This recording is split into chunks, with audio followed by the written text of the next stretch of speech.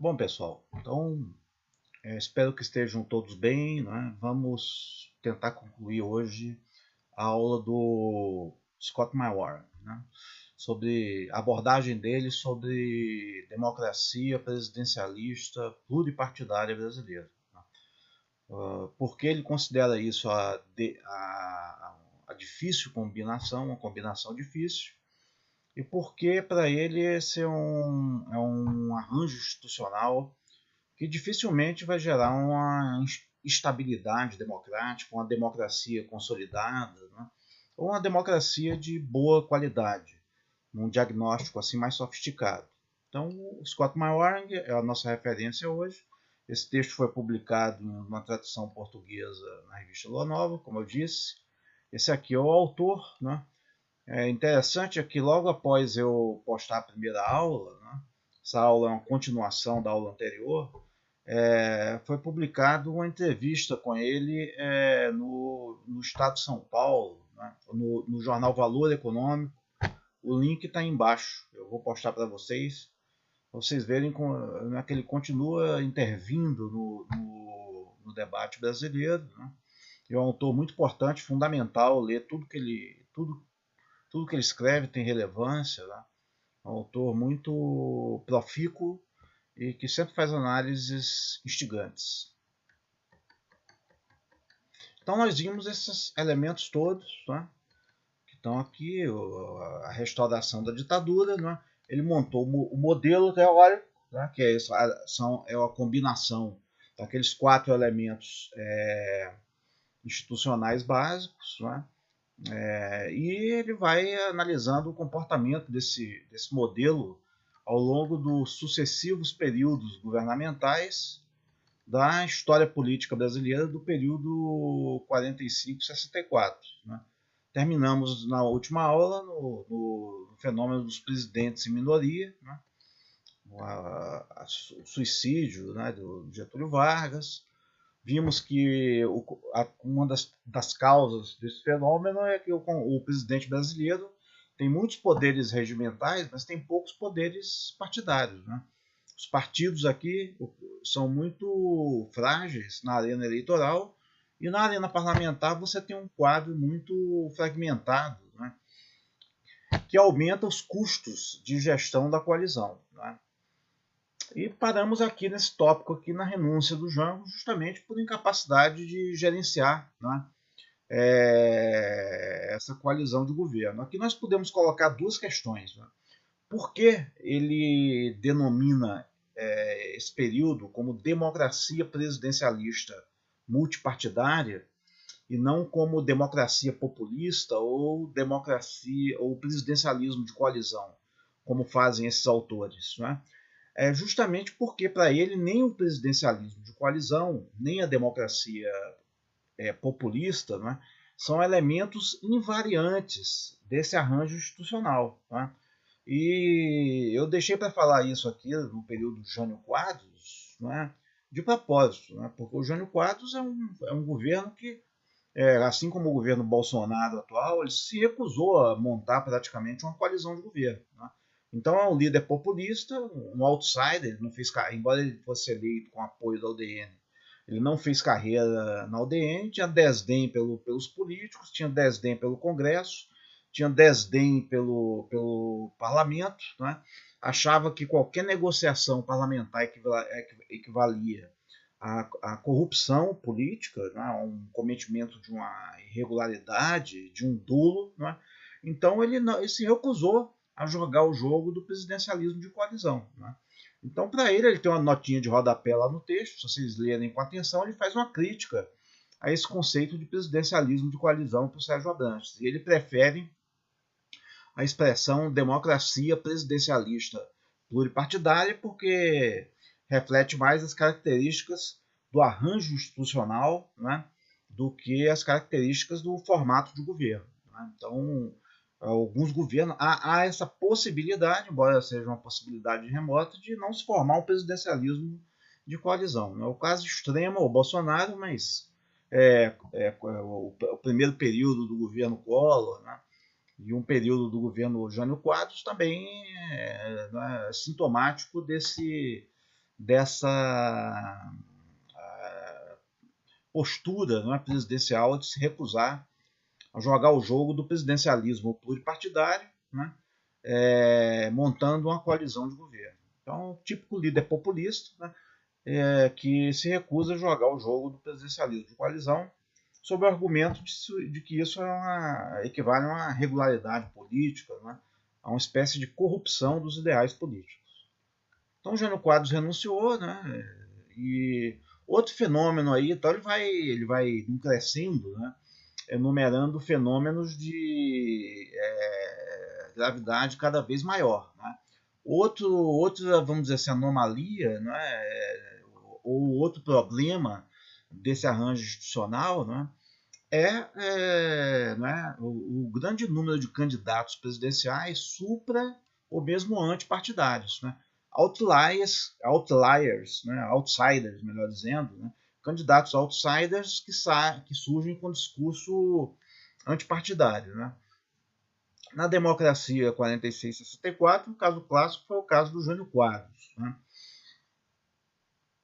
Mas houve outros, né, no período mais recente, como o Collor, né, e no caso agora o Bolsonaro. Então, né, essa dualidade, né, na representação política termina jogando o presidente para atender as demandas do seu eleitorado, de sua base política, né, do colegiado, do entorno que faz parte da equipe de governo. Essa série de fatores termina jogando o presidente contra os partidos. Né? Isso contribui para enfraquecer ainda mais os partidos aos olhos do eleitor e desprestigiar os órgãos legislativos. Então você tem um círculo, vamos dizer assim, vicioso, né, que vai determinando a deterioração do quadro partidário. O presidente, para gerenciar a coalizão de governo, ele tem que desarticular os partidos políticos, né, para evitar que se monte uma oposição forte, né, ou que se monte uma coalizão de veto. Então ele vai desarticulando, os partidos vão se enfraquecendo em detrimento do líder personalista do presidente da República. E aí o ponto mais grave, né? Essa crise pode chegar ao paroxismo, né? Que são as tentativas do presidente de passar por cima do governo. Né? Aí uma crise de governo pode se transformar numa crise de regime. Né? Então ele vai falar, para contornar as dificuldades de funcionamento da base governista, os presidentes utilizam de vários recursos, né, conforme o estilo político de cada um. Né? Então isso depende muito da postura do presidente, do seu estilo de negociar. Né? Então formar coalizões partidárias com partidos mais conservadores ou fisiológicos, partir para o insulamento burocrático, né? Fortalecer os órgãos burocráticos para contornar as pressões políticas dos parlamentares, né? Liberação de emendas no orçamento com pouca transparência, com pouca eficiência alocativa. Né? Isso vai provocando uma deterioração, né, nas políticas públicas e o mais importante ainda, vai minando, né, a credibilidade dos órgãos parlamentares e o parlamento e o presidente vai terminando, esse jogo vai alimentando as aspirações cesaristas do presidente. Né? Para apresentar resultados de políticas, ele precisa passar por cima do parlamento e jogar a opinião pública contra o parlamento, contra o STF, contra as instituições. Então isso tem um potencial de crise explosivo a depender da postura ideológica, dos valores da ideologia, da equipe de governo e da sua base social. Né? Se você tem um presidente autoritário, com uma personalidade autoritária e uma cultura política, né, de natureza antiparlamentar ou populista, né, como se diz hoje, né, e se dizia naquela época também, isso pode pôr em risco a própria democracia. Então, o exemplo clássico é o do João Goulart. Né? O João Goulart ele foi empossado após uma negociação muito grande, após a renúncia do Jango. Né? Criou-se um arranjo aí chamado parlamentarismo, que na verdade era o semipresidencialismo, porque manteve a instituição presidencial, né? Depois foi feito um plebiscito no final de 62, se não me engano, né? Mas em 1962, e o Jango começou a culpar o Congresso pelo atraso na sua agenda de reformas, né? E tentou começou a tentar governar por decreto, né? Tentar para fazer frente, né, às demandas de sua base social, da sua equipe de governo, dos seus apoiadores, né? Então, o símbolo disso, ele cometeu o erro estratégico ainda de jogar com as brancas, né? E começar as manifestações, né, num contexto de crise, de inflação. E isso deu peças para a oposição avaliar a real força do governo, né? E a real força era muito inferior à que ele pretendia, né? Ele não tinha força, ele perdeu base social nos militares, e isso provocou grandes manifestações da classe média, ainda antes do golpe, teve manifestações antes e depois, da opinião pública, da imprensa, dos órgãos de imprensa, do empresário, né, do empresariado, reivindicando a intervenção militar para promover né, uma limpeza, né, no sistema político e restaurar, né, restaurar uma democracia sem corrupção, sem infiltração comunista, né? O principal agitador dessa plataforma aí era o Carlos Lacerda, que era um líder civil, né, que defendia o estado de exceção, né? Todo mundo dizia que ele era golpista e tudo, né? Ficou com a pecha de golpista. De fato, ele defendia a intervenção militar, mas dentro daquela perspectiva do Stuart Mill, né? Stuart Mill, no livro Considerações sobre o governo representativo, ele diz: se houver um risco de uma tirania da maioria, pode ser instaurado o estado de exceção para restaurar o equilíbrio entre os poderes e as liberdades políticas. Então, foi essa ideologia que foi né, usada para legitimar o golpe de 1964, de 1º de abril de 1964, como reação a essa radicalização cesarista ou populista do presidente, sem ter força política, né, para bancar essa aposta. E ele vai tirar, nas conclusões, ele vai tirar uma série inferir uma série de conclusões, né, da análise desse período aí, né? Então, dificulta a consolidação dos partidos, né?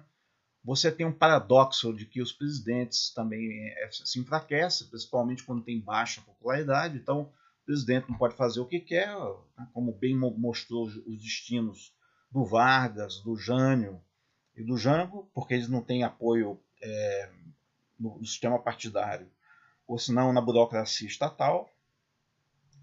Quanto mais baixa a popularidade do presidente, maior são os riscos de crise de paralisia decisória, de imobilismo, né? Então, ele vai dizer, né, os sistemas presidencialistas multipartidários pressupõem a ocorrência de impasses e que podem levar ao golpe de Estado. Por isso que ele tem um diagnóstico bastante pessimista desse período, né? Então, foi mais ou menos por isso, né, após um período de transição, após o golpe de 64, um período de transição, onde os militares toleraram uma certa liberdade de imprensa, né, e a realização de eleições, de vitórias de candidatos oposicionistas em alguns estados-chave, né? Mas já estava selada, né, a natureza do regime com a implantação de uma ditadura, embora fosse uma ditadura moderada, com controle militar, desde a implantação do ato institucional número 1, em abril de 1964. Né? E no dia 13 de dezembro de 1968, implantou-se o AI-5, onde a ditadura militar se institucionalizou e se consolidou. Né? Então é isso. Até a próxima aula. Nós vamos aqui falar sobre o presidencialismo, né? E isso gera toda uma agenda de questões aí que foi sendo desenvolvida pelos cientistas políticos brasileiros, né? Então, duas delas, né? Por exemplo, qual a semelhança e a diferença entre o presidencialismo de 1964 e 46, 64 e o posterior a 1988? Eles são iguais, são diferentes, né? Por que determinados governos são bem-sucedidos e outros são mais-sucedidos, né? Qual a variável independente? O que faz com que alguns governos consigam implementar políticas públicas de maneira consistente, ter uma base eleitoral, uma base política e chegar até o seu final, né? Qual é o segredo disso aí, né? E quais os impactos desse arranjo institucional, né? Não só na estabilidade democrática, mas na qualidade da democracia de uma maneira geral, né? Esse arranjo ele pode ser modificado, ele é o melhor arranjo para quais forças políticas, né? Que lições a gente tira desse balanço desses dois períodos da democracia brasileira, né? Então isso nós vamos abordar aí nas próximas aulas ao longo do curso. Até lá, espero que eu tenha sido claro. Qualquer dúvida aí, coloque aí embaixo. Tchau!